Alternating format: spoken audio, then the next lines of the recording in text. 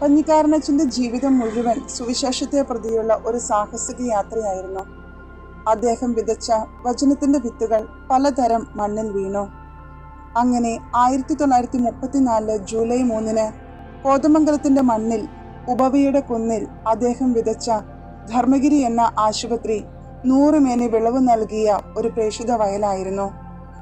1934 July 3 പ്രവർത്തനം ആരംഭിച്ചെങ്കിലും അതേ വർഷം ഡിസംബർ 6 ആശുപത്രിയുടെ ഉദ്ഘാടനവും വെഞ്ചരിപ്പും. ഇതിനോടകം 13,500ഓളം രോഗികൾ ധർമ്മഗിരിയുടെ സേവനം ഏറ്റുവാങ്ങിക്കഴിഞ്ഞിരുന്നു. 1936 കണ്ടത്തിൽ മെത്രാപ്പൊലീത്തായുടെ ജൂബിലി സ്മാരകമായി ആരംഭിച്ച ആദ്യത്തെ കത്തോലിക്ക ഇംഗ്ലീഷ് മലയാളം ദിനപത്രത്തിലെ ചീഫ് എഡിറ്റർ, സംഘടനാ വൈദഗ്ധ്യവും സൃഷ്ടാത്മക ആശയങ്ങളും നിറഞ്ഞു നിന്നിരുന്ന പഞ്ഞിക്കാരനച്ഛനായിരുന്നു. 1936 ഡിസംബർ 8 10,000 കോപ്പികളോടെ ആദ്യത്തെ കത്തോലിക്ക ദിനപത്രം പുറത്തിറങ്ങുകയും ചെയ്തു. അങ്ങനെ സഭയുടെ അഭിമാനമായി മാറിയ പഞ്ഞിക്കാരനച്ഛന് മെത്രാപ്പൊലീത്ത പേപ്പൽ ചേംബർലൈൻ സ്ഥാനം ശുപാർശ ചെയ്യുകയും 1936 നവംബർ 12 തിരുവെഴുത്തനുസരിച്ച് മാർപ്പാപ്പ ആ സ്ഥാനം നൽകി അച്ഛൻ്റെ ജീവകാരുണ്യ പ്രവർത്തനങ്ങൾക്ക് ഒപ്പുവയ്ക്കുകയും ചെയ്തു. പഞ്ഞിക്കാരനച്ഛൻ്റെ നിസ്തുലമായ ആശുപത്രി പ്രവർത്തനങ്ങളെക്കുറിച്ച് അറിഞ്ഞ അങ്കമാലിയിലെ ജനങ്ങൾ അച്ഛനെ സമീപിക്കുകയും അവർക്ക് വേണ്ടി ഒരു ഡിസ്പെൻസറി തുടങ്ങണമെന്ന ആഗ്രഹം പ്രകടിപ്പിക്കുകയും ചെയ്തതിന്റെ ഫലമായി 1936 ഫെബ്രുവരി 9 ലിറ്റിൽ ഫ്ലവർ മിഷൻ ഡിസ്പെൻസറി എന്ന് പേരിട്ട് തുടങ്ങിയ ഒരു ചെറിയ സംരംഭമാണ് ഇന്ന് വളർന്നു പന്തലിച്ചു നിൽക്കുന്ന little flower hospital Angamaly.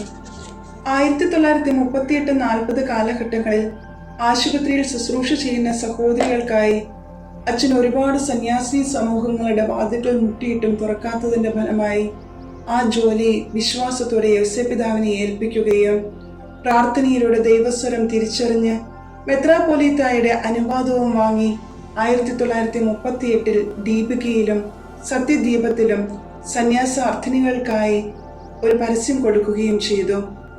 1939 Mylapore വെച്ച് നടന്ന അഖിലേന്ത്യാ കത്തോലിക്ക കോൺഗ്രസിൽ ഇന്ത്യയിലെ മെഡിക്കൽ മിഷൻ എന്ന വിഷയത്തെക്കുറിച്ച് പ്രസംഗിച്ച അവസരത്തിൽ വേദപ്രചാരണത്തിൽ മെഡിക്കൽ സേവനത്തിന്റെ പ്രാധാന്യത്തെയും അതിനുവേണ്ടി തന്നെ ഒരു സന്യാസിനി സമൂഹം തുടങ്ങേണ്ടതിന്റെ ആവശ്യകതയെക്കുറിച്ചും അച്ഛൻ സംസാരിക്കുകയുണ്ടായി.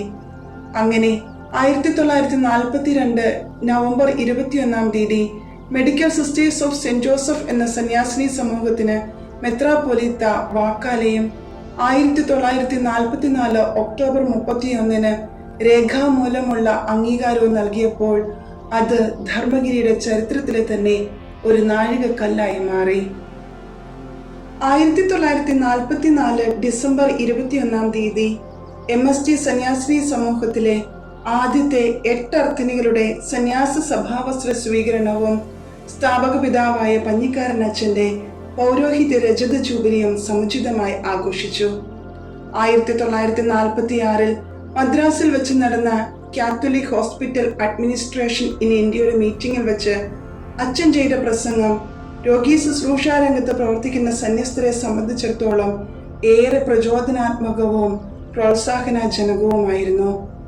ക്യാൻഡി സെമിനാരിയിൽ വെച്ച് 1946 November 27 social and charitable works എന്ന വിഷയത്തെക്കുറിച്ച് അച്ഛൻ ചെയ്ത പ്രസംഗം നമ്മുടെ സഭയുടെ തനിമ വെളിപ്പെടുത്തുന്നതായിരുന്നു. അതേ വർഷം കറാച്ചിയിൽ വെച്ച് നടത്തിയ കാത്തലിക് ആക്ഷൻ ഇന്ത്യയിൽ എങ്ങനെ സംഘടിപ്പിക്കാം എന്നതിനെക്കുറിച്ച് അച്ഛൻ ചെയ്ത പ്രസംഗം ഇന്ന് സഭയിൽ ഉണർന്നു പ്രവർത്തിക്കുന്ന ആത്മായരെ സംബന്ധിച്ചിടത്തോളം വളരെ പ്രസക്തമായിരുന്നു. 1946 അച്ഛൻ തുടങ്ങിവെച്ച പൗരസ്ത്യ കാനൻ നിയമങ്ങളുടെ ഉറവിടങ്ങളെ സംബന്ധിച്ചുള്ള ഫോർഡി ടെസ്റ്റ ഡീറിറ്റ് മലബാറിസ് എന്ന പുസ്തകത്തിന്റെ 2ാം വാല്യം 1949 ജൂൺ മാസത്തിൽ അച്ഛൻ എഴുതി പൂർത്തിയാക്കി. ഈ സമയത്തൊക്കെ തൻ്റെ ജോലിയും ആരോഗ്യസ്ഥിതിയും തമ്മിൽ എങ്ങനെ പൊരുത്തപ്പെട്ടു പോകും എന്ന് ചിന്തിച്ചുകൊണ്ട് അച്ഛൻ തൻ്റെ പേഴ്സണൽ ഡയറിയിൽ I am 61 എന്ന് ഒരു പ്രവചനം എന്നതുപോലെ കുറിച്ചു വെച്ചു. 1949 നവംബർ 4 ആദ്യ വെള്ളിയാഴ്ച സഹോദരിമാരുടെ മാസധ്യാന ദിനം. തന്റെ ശാരീരിക അസ്വസ്ഥതകൾ കൂട്ടാക്കാതെ വലിയ തിരുഹൃദയ ഭക്തനായിരുന്ന അച്ഛൻ തിരുഹൃദയത്തെക്കുറിച്ച് ധ്യാനം കൊടുക്കുന്നതിനിടയിൽ പലതവണ നെഞ്ചുവേദനയുണ്ടായി വിയർപ്പിൽ കുളിച്ചു. അന്ന് ഉച്ച കഴിഞ്ഞ് സഹോദരിമാരോട് മരണത്തെക്കുറിച്ച് സംസാരിക്കുകയും മരണത്തെപ്പറ്റി ധ്യാനിച്ച് സ്വയം ഒരുങ്ങുകയും ചെയ്തു. രാത്രി ഈശോ മറിയം യൗസേപ്പെ, എന്നെ നിങ്ങൾക്ക് ഞാൻ ഭരമേൽപ്പിക്കുന്നു എന്ന് പറഞ്ഞ് കുരിശുരൂപം ഭക്തിയോടെ മുത്തി അച്ഛൻ ശാന്തമായി നശ്വരമായ ഈ ലോകത്തോട് യാത്ര പറഞ്ഞു.